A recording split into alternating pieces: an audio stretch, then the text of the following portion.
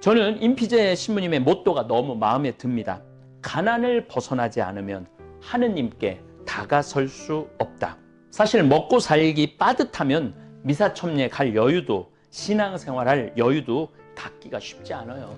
저도 많은 교우들 이렇게 만나보면 신부님 먹고 살기 바빠서 정말 내 성당을 너무너무 가고 싶은데 여건이 여의치 않아서 지금 못 가고 있어요. 신부님 조금 제가 형편이 피면은 제가 꼭 성당에 신앙생활 다시 하겠습니다. 그렇게 말하는 교우들을 참 많이 봅니다. 너무 아둥바둥 살면은 거칠어지고 사람들이 마음이 굉장히 평화롭지 못합니다. 무슨 사업이든 내가 가지고 있는 돈의 범위를 넘어서서 확장 이전하는 순간 나는 그날부터 근심, 걱정, 불안, 짜증의 나날이 될 것입니다. 저는 제 주머니가 감당할 수 있는 만큼만 일을 합니다. 한 사제의 삶이 얼마나 아름답고 숭고하고 사람을 살리는 그런 삶, 그런 마음. 이게 공자님이 이 세상에서 가장 아름다운 마음은 생생지심이라고 그래요. 생명을 살리는 마음.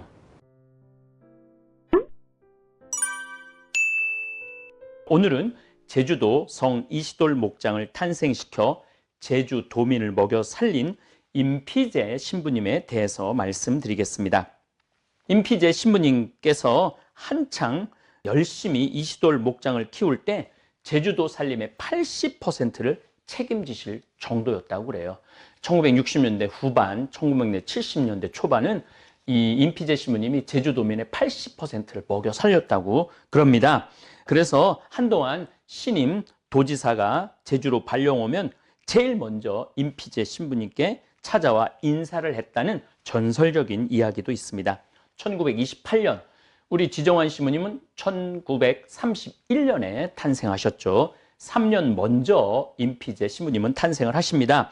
아일랜드에서 탄생하신 신부님은 1951년 사제 서품을 받고 26살, 지금 26이면 대학교 3학년, 4학년 그 정도 나이죠. 신부 3년 차, 1953년 그것도 전쟁 한가운데 4월에 한국에 와서 천주교 광주 대교구에서 사목을 시작했습니다. 우리 지금 생태마을 부관장 이원국 안드레아 신부님 지금 31살 3년 차 신부님이십니다.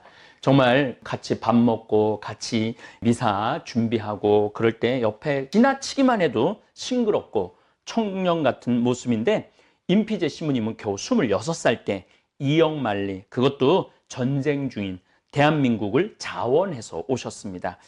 저는 선교사 신부님들 또 우리 선교사 수녀님들 이렇게 뵈면은 정말로 선교의 최전선에서 하느님의 나라를 선포하는 정말 완전 특공대라는, 이만희는 특전대라고 아예 이름을 댔는데 우리는 그런 말은 안 하지만 제 생각엔 최전선에서 하느님의 복음을 선포하는 분들이 선교사라는 생각을 합니다. 1954년에서 62년 제주도 한림본당 본당 신부님으로 사목을 하시고 지금도 이렇게 한림이 제가 가보면 참 아름다워요. 1962년부터 2011년까지 제주도 성 이시돌 공동체 재단법인 이시돌 농촌산업개발협회 대표로 무려 50년 동안 활동을 하십니다.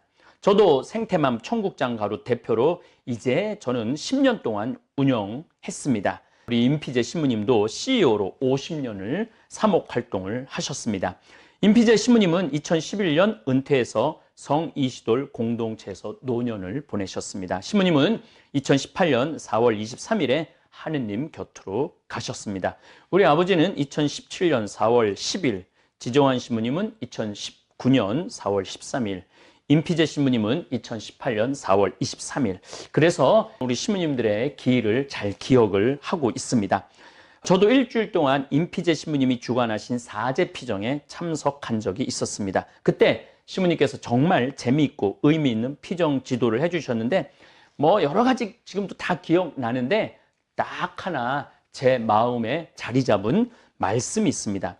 어떤 사냥꾼이 사냥을 나갔다가 엄마 독수리를 잃은 새끼를 발견하고 집 닭장에 갖다 놓았다고 합니다. 새끼니까 닭장 속에서 자란 이 독수리는 시간이 갈수록 잎뿌리가 날카로워지고 날개가 닭장을 가득 채울 정도로 커져갔습니다.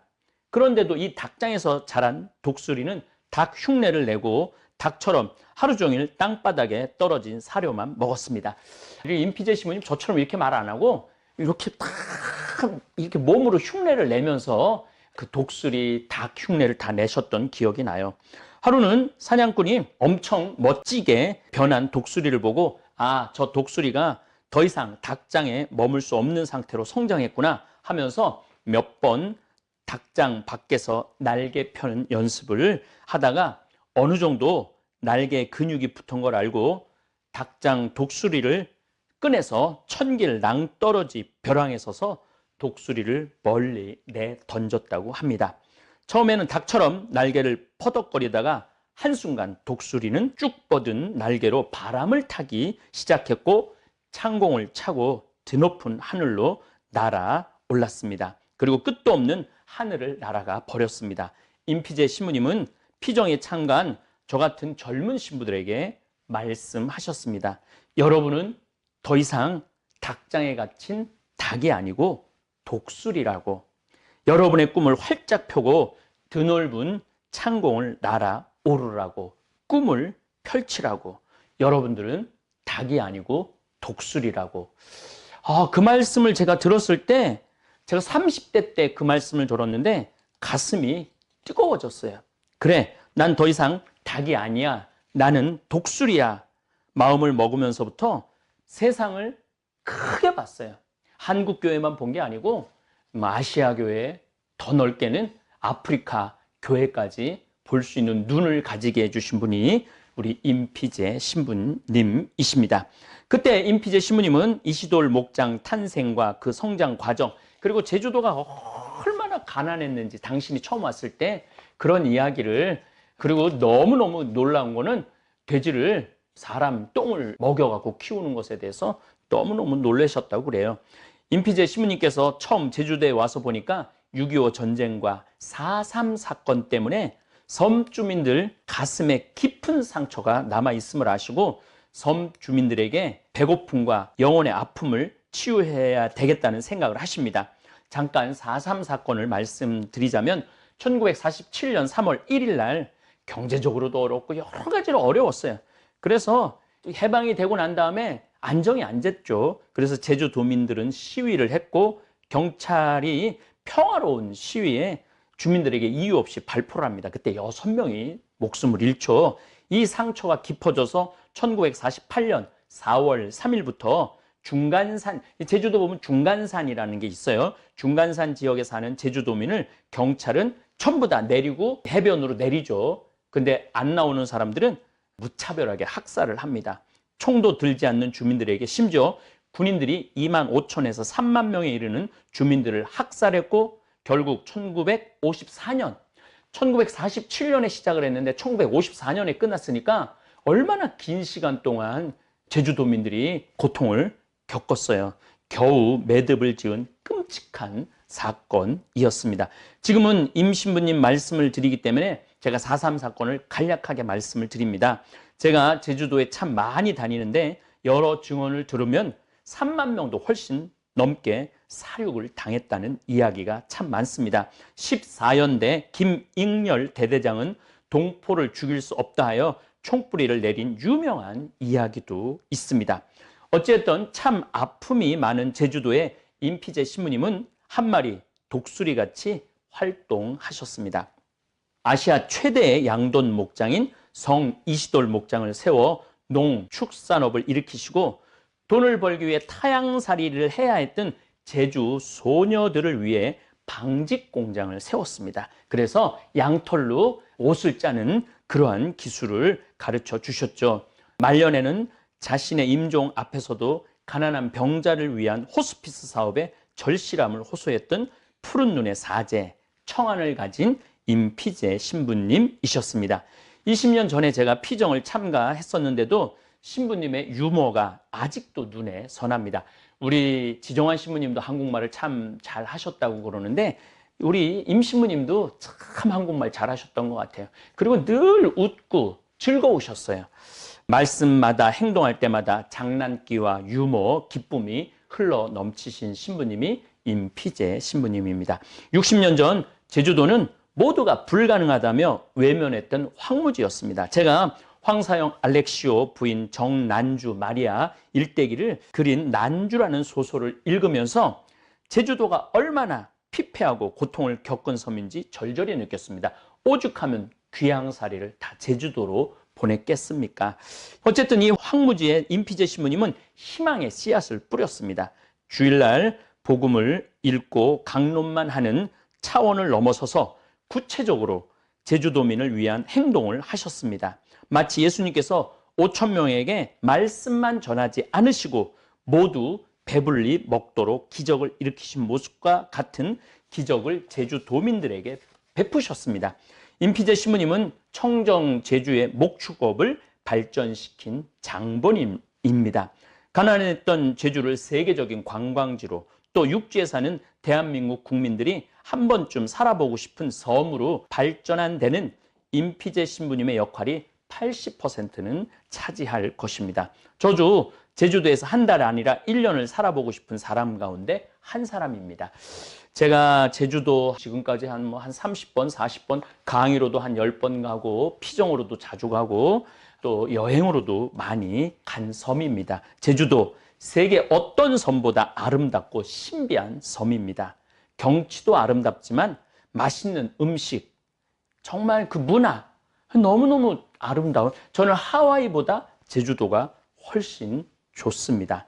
한라산 끝에까지도 우리 교우들, 제가 본당 신부 때 우리 교우들 전부 데리고 제주도의 이시돌 목장에서 피정을 했던, 그리고 여행을 했던 기억이 납니다. 그만큼 제주도는 대한민국 국민들한테 진주 같은 섬이죠. 임피제 신부님을 제주의 아버지라고 부르고 있습니다. 제주의 아버지, 임실치지의 아버지 지정환 신부님, 제주의 아버지 임피제 신부님. 한 분은 벨기에, 한 분은 아일랜드. 타국 사람들이에요. 우리나라 사람들이 아니에요. 그런데 우리나라를 그렇게 평생 60년 두 분 다 그렇게 아끼고 사랑해 주었죠. 이게 바로 예수님의 사랑이에요. 폐허 같은 땅은 근대 목축의 발원지가 되었고 국내 최대 목장이 되었습니다. 이시돌 목장의 목축이 한참 번성할 때 돼지 100만 마리까지 사육을 하셨습니다.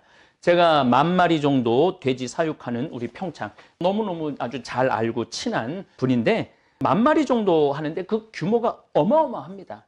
근데 10만 마리도 아니고 100만 마리를 그 제주도에서 키웠으니 이 얼마나 제주도민을 먹여 살리는 기적을 이루신 그 모습 정말 존경스럽습니다. 그것이 바로 제주시 한림읍에 위치한 성 이시돌 목장입니다. 신부님은 땅을 많이 나눠줬다고 그래요. 한 300만 평 정도 됐는데 이젠 다 나눠주고 거의 한 30만 평 정도, 제가 직접 임신부님한테 들은 얘기로는 많이 나눠줬다고 그래요. 제주도민들을 위해서 땅을. 임피제 신부님은 4.27 청년 회원들과 함께 성당 한편에 작은 농장을 만들고 인천에서 제주까지 새끼를 뵌 요크셔 암태제 한 마리를 데려와 농민들에게 새끼를 분양하면서 양돈 품종 개량을 선도했습니다. 이것이 성 이시돌 목장의 시작입니다. 신부님은 좀 다른 의미로 돼지 신부라는 별명이 이때 생깁니다. 4H란 명석한 머리, 헤드, H-E-A-D, 헤드, 충성스러운 마음, heart, H-E-R-T, 그 다음에 부지런한 손, H-A-N-D-S, 손.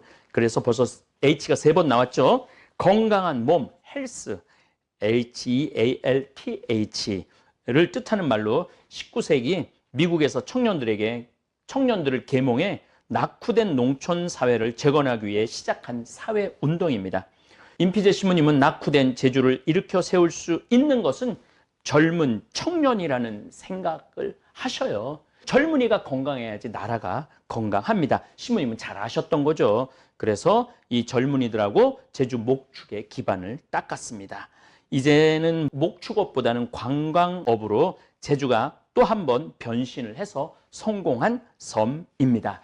저는 중국 사람들이 너무 많이 왔고 중국 사람들이 땅을 많이 사고 건물을 지을 때 참 마음이 아팠어요.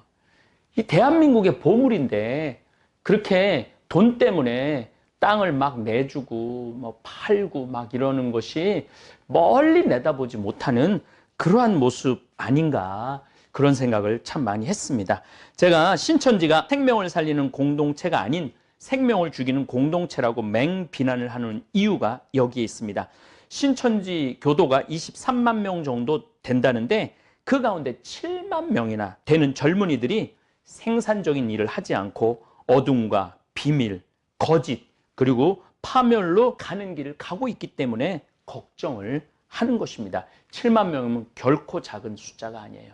그들이 빨리 진리의 길로 나서기를 저도 노력할 것이고 많은 우리 거신천지에서 나온 분들이 노력을 참 많이 하고 있어요. 그래서 아마 우리 신천지가 이 땅에 발붙이지 못할 수 있도록 온 국민이 경계해야 되지 않을까, 그런 생각을 합니다. 진정한 신앙생활은 행복한 가정을, 정가정이 바탕이 되는 것이 신앙생활이에요. 사람답게 산다는 것은 부모님과 함께, 가족과 함께 기쁨, 슬픔, 웃음, 행복을 나누면서 공동체를 이루어가는 것이 신앙생활을 제대로 하는 것입니다. 지금 신천지는 가정이 깨지고 있어요. 그래서 사입이죠, 사입이. 정통교가 아니라고 생각하시면 됩니다. 가족에게 거짓말하고 비밀스럽게 신천지 모임에 나가고 심지어 가출까지 하는 신천지는 결코 종교라고 부를 수가 없는 공동체입니다. 서울시가 법인 취소한 것은 정말 저는 잘한 일이라고 생각합니다. 가정을 파괴하는 사이비 종교는 이 땅에서 자리 잡지 못하게 해야 합니다. 임피제 신부님은 4.27 운동을 전개함과 함께 1961년 본격적인 목축업을 시작을 합니다. 신부님은 제주도 사람들을 위한 복지시설을 짓고 제주도 사람이 일할 수 있는 직장을 만드는데 힘썼습니다. 2000년대는 경주말을 도입해서 말필 육성과 종마 사업도 병행하셨어요. 친환경적 목장 경영을 꽤 하기도 했고 선진화된 말 산업을 국내에 선보이셨습니다. 또한 한국 경마의 최다 연승을 세운 미스터 파크의 부마 액톤 파크를 도입하기도 하셨습니다. 이시돌 목장은 제주 말 산업을 한 단계 발전시키는 원동력이 되고 있습니다. 지금도 이시돌 목장을 방문해 보시면 말이 옷을 근사하게 입고 우아하게 풀을 먹는 모습을 쉽게 볼 수 있습니다. 저는 임피제 신부님의 모토가 너무 마음에 듭니다. 가난을 벗어나지 않으면 하느님께 다가설 수 없다. 사실 먹고 살기 빠듯하면 미사천리에 갈 여유도, 신앙생활할 여유도 갖기가 쉽지 않아요. 저도 많은 교우들 이렇게 만나보면 신부님 먹고 살기 바빠서 정말 내 성당을 너무너무 가고 싶은데 여건이 여의치 않아서 지금 못 가고 있어요. 신부님 조금 제가 형편이 피면은 제가 꼭 성당에 신앙생활 다시 하겠습니다. 그렇게 말하는 교우들을 참 많이 봅니다. 저 역시 평창에 들어온 지 20년 세월이 흘렀는데 처음에는 정말 힘든 시간이었습니다. 지금 이렇게 아름다운 꿈의 정원 꾸미고 사랑밭도 가꾸고 살고 있지만은 처음에는 기숙사 방에서 3년, 황토집에서 3년, 그리고 햇빛도 제대로 들어오지 않는 통나무 집에서 10년을 살았습니다. 거실도 없었고 식당도 제대로 된 거 없이 살았죠. 이렇게 편안하고 안락하게 버젓한 식당도 있고 거실도 있고 정원도 있는 집에서 산 게 3년째 접어든 것입니다. 여유를 즐기고 경제적으로도 쪼이지 않으니까 어려운 공동체도 도와주고 잠비아, 인도, 필리핀, 미얀마, 베트남에 학교도 세워주고 도움의 손길을 줄 수 있게 되었습니다. 제가 이렇게 살아보니까 내 코가 석자일 때는 남을 도와줄 여유가 없더라고요. 그래서 우리 임시무님이 가난하면 하느님께 다가갈 수 없다. 일단은 조금은 최소한의 먹고 자고 입고 한 집에 한 방에 6식구가 자는 것이 아니고 엄마 아빠 방, 딸들 방, 아들 방 정도는 있을 정도, 그게 인권이 보장되는 세상이죠. 제가 잠비아에 그 원주민들 집을 이제 져줄 건데 제가 말씀드렸듯이 엄마 아빠 방, 딸들 방, 아들 방 그리고 적어도 화장실, 씻을 수 있는, 집에서 샤워할 수 있는 시설까지 집을 져주려고 그래요. 그러다 보면 사람들이 조금 여유가 생기죠. 너무 아둥바둥 살면은 거칠어지고 사람들이 마음이 굉장히 평화롭지 못합니다. 제가 이렇게 이 꿈의 정원, 이제 이름을 정했는데 정말 꿈의 정원을 내 꿈꾸던 정원인데, 지난 토요일도 우리 의사 선생님들 왔을 때 여기서 1시간 정도 두런두런 얘기를 하니까 참 좋더라고요. 그래서 제주도의 가난을 임신부님은 그런 마음으로 극복을 시켜 주신 것이죠. 그리고 제가 정말 마음 편한 이유가, 성필리포 생태마을은 금융권이든 사금융이든 빚이 단 한 푼도 없습니다. 그게 얼마나 제 마음을 편안하게 해주는지 모르겠습니다. 아마 지금 은행빚을 얻어갖고 사업을 하시는 분들은 아마 지금 죽을 맛일 거예요. 뭐 원금도 갚아야 되고 이자도 갚아야 되고, 그런데 돈은 안 벌리고, 정말 그분들 고통을 전 잘 알아요. 왜냐하면 내가 그렇게 한 10년을 살았기 때문에 참 힘든 시간이었습니다. 기왕 돈 얘기가 나왔으니까 한마디 더 하면은, 많은 분들이 제가 벌이고 있는 사업이 너무 거대하고 방대하다고 걱정하는 분들이 있는데 절대 걱정하지 마십시오. 제가 빈병 재활용 운동, 폐식용유 재활용 비누, 그리고 평창에 들어와서 된장, 간장, 고추장, 청국장 가루, 찌개용 청국장을 생산 판매하면서 깨달은 진리가 있습니다. 무슨 사업이든 내가 가지고 있는 돈의 범위를 넘어서서 확장 이전하는 순간 나는 그날부터 근심, 걱정, 불안, 짜증의 나날이 될 것입니다. 저는 제 주머니가 감당할 수 있는 만큼만 일을 합니다. 잠비아도 똑같습니다. 제가 2019년 대한민국 국회에 가서 국회의원들에게 강의를 한 적이 있습니다. 아프리카 포럼이라고 60명 정도 되는 국회의원들에게 아프리카에 대한 강의를 했을 때 국회의원들 몇 분이 저에게 물었습니다. 1000만 평 그 큰 프로젝트는 국가가 실행해도 힘든데 신부님은 너무 편안하고, 쉽게 말해서 당황스럽다고, 어디 믿는 구석이 있느냐고. 저는 제 믿는 구석 첫 번째를 하늘을 가르쳤어요. 제가 믿는 구석은 하느님이에요. 하느님. 하느님께서 하시는 일이라고 믿기에 편안하게 일을 할 수 있는 것입니다. 임피제 신부님이 여러분들은 독수리라고, 여러분들은 닭이 아니라고. 맞아요. 저는 매일 앞에 요거 막 콕콕콕콕 집어먹는 그런 닭되기 싫습니다. 엄청난 높은 창공에서 세상을 바라보는 그런 독수리가 저는 되고 싶습니다. 또 한 가지 저를 편안하게 하는 이유는 제가 가지고 있는 돈의 한계 안에서만 계획을 진행합니다.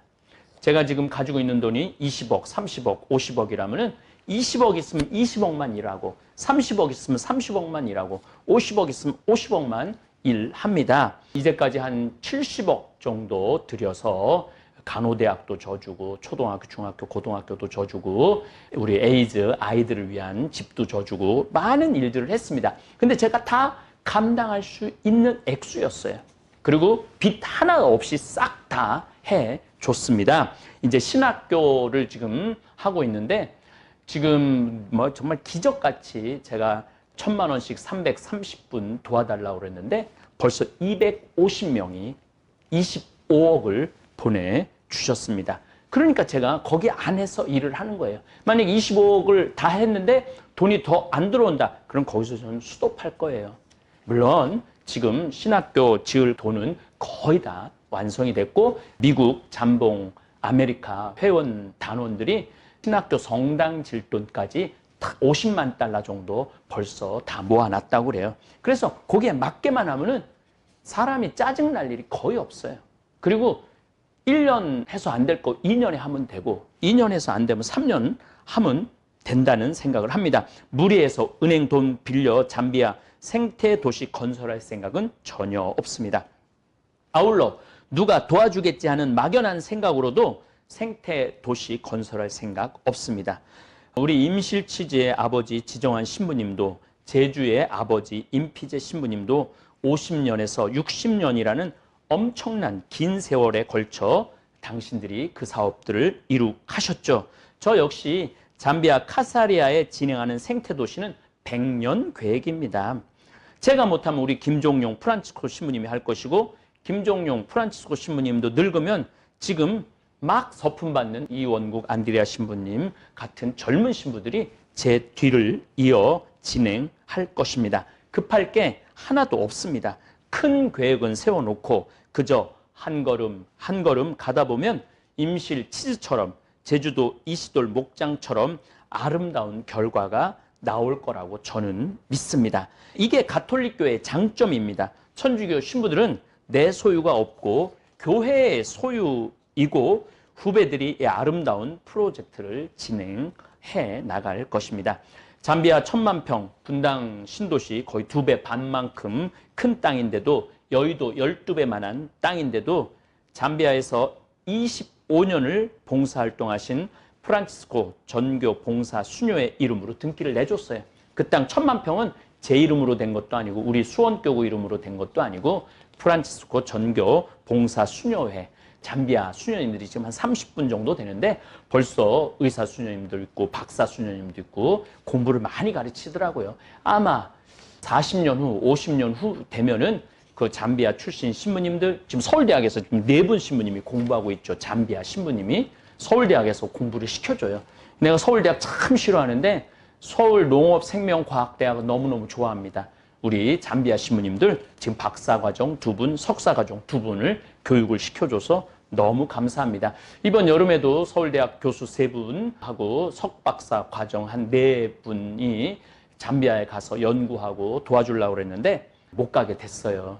아마 하느님께서 조금 한번 쉬었다 가라고 그러시는 것 같아요. 그러니까 100년 계획이니까 급할 거는 없죠. 제가 더 이상 떠나도 또 우리 후배 신부님들이 완성을, 농업대학, 그 다음에 신학교, 의과대학, 병원, 사회과학대학, 전자공학대학, 컴퓨터대학 이런 거 다 세울 겁니다. 뭐 언젠가는 이게 다 잠비아 사람들한테 넘어가겠죠. 우리 지정환 신부님도 다 넘겼고 임 신부님도 다 넘겼듯이 저도 잠비아 사람들한테 다 넘길 겁니다. 성 베네딕토 수도원은 1500년을 이어왔습니다. 성 프란치스코 수도원은 900년을 이어왔습니다. 사제들, 수도자들이 개인 재산으로 생각했다면 1500년은 이어올 수 없었을 것입니다. 교회에 맡기는 마음으로 살면 급할 게 하나도 없습니다. 독수리처럼 사셨던 임피제 신부님은 가난을 벗어나지 않으면 하느님께 다가설 수 없다. 신부님께서 처음 제주에서 처참한 광경을 보고 품었던 신념이었습니다. 척박한 제주에서 가난의 굴레를 벗게 할 방법은 목축업이라는 판단을 하신 거죠. 참 잘하신 거죠. 그리고 제주 말이 참 건강해요. 그리고 제주 말들은 집을 져줄 필요가 없어요. 그냥 겨울에도 큰 눈을 맞으면서 서서 풀을 뜯어 먹으니까 참 제주도에서 말을 키우는 일은 참 좋은 것 같아요. 신부님이 제대로 아셨던 거죠. 우리 임피제 신부님은 소외계층에 대한 관심을 많이 가지시니까 결국은 호스피스 사업으로 이어져 돌아가시기 전까지 가난한 병자의 임종에 관심을 가져야 한다고 호소하기도 했습니다. 신부님은 한국에는 죽음을 앞두고 쉴 곳이 없는 가난한 병자들의 임종을 돌봐줄 호스피스 서비스가 너무나 부족하다면서 여생을 무료 호스피스 시설에서 봉사하며 지내셨습니다. 마을 주민들이 뭐 땅도 받고 50년, 60년을 같이 살았으니까 신부님을 위한 기념 사업을 하려고 그랬어요. 그랬더니 신부님이 이렇게 말씀하십니다. 나를 위해 쓸 돈이 있다면 호스피스 사업을 위해 쓰는 것이 훨씬 가치 있는 일이고 진정 살아있는 기념 사업이다라는 말씀을 하십니다. 임피제 신부님은 젖먹이 갓난아이가 배가 고프거나 대소변을 보면 한밤중에 잠에서 깨 울음을 터뜨린다. 그 순간 잠에서 깬 아기의 어머니는 힘이 들더라도 아이를 기꺼이 돌봐준다. 이런 어버이의 마음처럼 제주도민이 스스로 누군가를 위해 실제로 희생하고 도와주는 사랑을 베풀기를 바란다. 우리 맹자님의 측은지심하고 똑같은 말을 하죠. 아이가 우물로 뛰어들을 때 그 아이를 무조건 건져준다는 거죠. 그래서 똑같은 말씀이에요. 제가 동양철학 사서삼경을 한번 여러분들한테 강의를 할 계획을 갖고 있는데 소크라테스의 변론, 그리고 사서삼경, 우리 복음, 이게 내용이 거의 똑같아요. 그 단어만 조금만 다르지 그 예수님이 하신 말씀하고 사서삼경 내용하고 소크라테스의 마지막 변론, 요 내용들이 거의 똑같아요. 아주 놀랍게도. 그러니까 진리는 한 길로 통하게 되어 있죠. 우리 임피제 신부님은 정말 도와줘야 된다는 거예요. 그게 마지막 유언이셨습니다. 아일랜드의 26살 젊은 사제가 아무런 연고도 없는 이영만리 제주에 오셔서 예수님의 참 사랑과 노동의 신성한 가치를 우리에게 일깨워 주셨습니다. 저는 이번 12월 달에도 우리 생태마을 사제 5분과 제주도로 임피제 신부님의 또 정난주 마리아의 발자취를 따라 피정을 떠날 것입니다. 제주도 생각만 해도 가슴 뛰는 설레는 섬입니다. 아름답기도 하지만 임피제 신부님의 숨결이 묻어있는 진정한 새 하늘과 새 땅이기 때문입니다.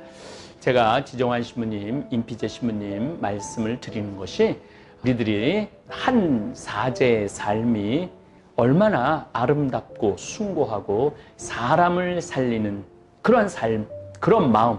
이게 공자님이 이 세상에서 가장 아름다운 마음은 생생지심이라고 그래요. 생명을 살리는 마음. 그래서 두 분 신부님을 기리는 하루 되기를 여러분들한테 바라겠습니다. 오늘도 편안한 하루 되시기를 제가 기도드리겠습니다. 감사합니다. 오늘도 황창현 신부님의 강연에 함께 해주셔서 감사합니다. 우리에게 꿈은 멀리 있는 것이 아닙니다. 어릴 적 마음속에서 피어났던 그 조그마한 바람 하나, 그것이 바로 하느님께서 우리 안에 심어주신 씨앗입니다. 임피제 신부님은 말씀하십니다. 가난을 벗어나지 않으면 하느님께 다가설 수 없다. 이는 단지 물질적인 가난을 말하는 것이 아닙니다.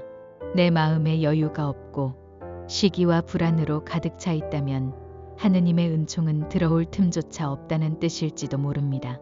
분수에 맞게 사는 삶, 그 안에는 욕심을 내려놓은 평화가 있고 조급함 없는 삶의 리듬이 깃들어 있습니다. 짜증도 억울함도 불만도 줄어듭니다. 대신 감사와 기도가 자리를 잡기 시작합니다. 신부님들은 사적으로 재산을 소유하지 않습니다.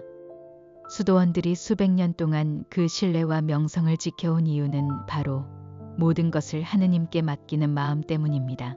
그 마음을 우리 삶에 조금만 흉내 내보아도 우리는 훨씬 가벼운 하루를 살 수 있습니다. 한 걸음 한 걸음 계획을 세우고 나아갈 때 우리는 반드시 그 자리에 도달하게 됩니다. 크고 대단한 목표가 아니더라도 괜찮습니다.